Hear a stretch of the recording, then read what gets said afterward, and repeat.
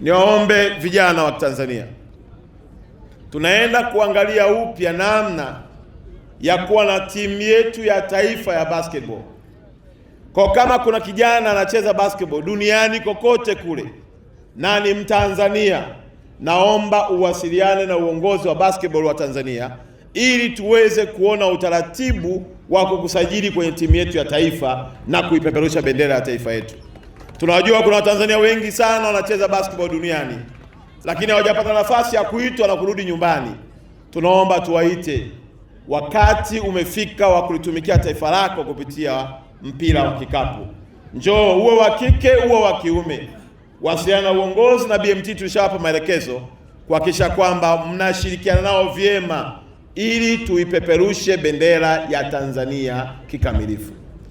Ni ukweli usiopingika, hapa tulipo viwanja vyetu vya basketball havina hadhi.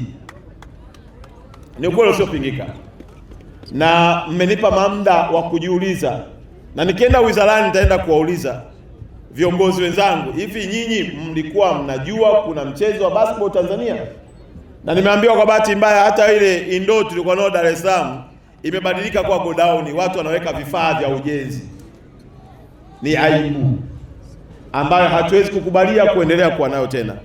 Kwa imani mwakani Mwenyezi Mungu akituwezesha, kama Taifa Cup tutachezea Dodoma au tutachezea Dar es Salaam au tutachezea Arusha, kokote kule, lakini tucheze kwenye uwanja wenye viwango angalau vinavyoweza kufanana na heshima ya Tanzania. Mungu ibariki Tanzania, Mungu ibariki Taifa Cup.